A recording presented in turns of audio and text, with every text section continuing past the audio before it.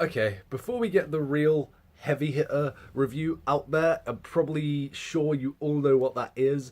Let's get this out of the way. Let's get Valerian City of a Thousand Planets done and dusted so we can talk about something completely different. So, Valerian City of a Thousand Planets is a film that I genuinely thought would be that one of those. It's so average that it's not good or bad, and I hate those films because, like The Mummy, I walked out thinking, well, it's not bad enough for me to hate it, but it's not good enough for me to like it either. And I didn't want Valerian to be that. I like Luc Besson, but not recent Luc Besson. I love Leon. Brilliant film. Lucy, not a brilliant film. So this could have either been Leon or Lucy, and I'm afraid to say it's more Lucy than Leon. It's about the same as Lucy in terms of being a good film because Lucy started off really well, and then it just went to shit. And Valerian starts off well in the first 5 minutes, and then it definitely goes to shit from there. It's exactly what I didn't want it to be, but it's slightly worse than that average film, and that was a shame because this film really could have been something. I mean, let's start off with some positives. Visually, this film is amazing. It's probably one of the best looking films I've seen all year. I mean, if it gets nominated for an Oscar for Best Visual Effects, I will not be surprised because it looks really good. Other than that, there's not much else. So visually, one of the best films this year in terms of character, plot, anything else, it's not so good. The soundtrack's good, I'll give it that. I liked the soundtrack. I thought the themes and everything were really well done. Don't actually know who did the music, but whoever did, you saved this film from being as bad as it could have been. The acting is very wooden. It starts off, and the very first time we're introduced to Dane DeHaan, you just sort of think, wow, this dude can do better. Chronicle, such a good film. Then he does things like the Harry Osborn in The Amazing Spider-Man 2 and Cure for Wellness, and it just shows that he can do better than this. He needs better roles. So, I'm not gonna diss him too much for it because I guess it's what he's been given. But I just feel like he could have been given something a lot better, and I feel like he was miscast for this. And the same with Cara Delevingne. I've People have praised her and said she's bad in this. She's had a bit of the both, and at points she's good, at points she's not. But what really annoyed me is that a lot of the time they're trying to push this feminist agenda on you because it's 2017, it's fine, we need good female characters, and I appreciate that. And they show her off as this badass who can make her out of a fight. Fine, I like that, that's absolutely fine. But then there's scenes where she's kidnapped and she has to rely on Valerian for help. And it happens so many times. I mean, this film doesn't force its feminist agenda as much on you as the next film I'm going to talk about, which very surprising. But it does feel a little bit like they're trying to force it on you and failing.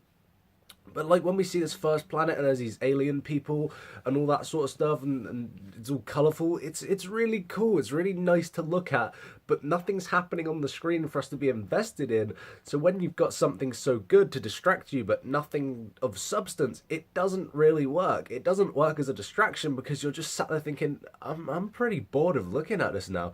I mean, I appreciate this film was probably expensive to make, and they made the most of the budget, but give us some story, man. Like there's this whole bit with Valerian. He has to put on these glasses to see this whole like marketplace, and it was weird to start off with because it's like people are buying things from this market. They can't see the market, but they can buy things from it. But then they take the things and they own things, and it's like, do you have to wear the glasses to see the things you bought? I mean, the world of this movie doesn't really have any logic at all.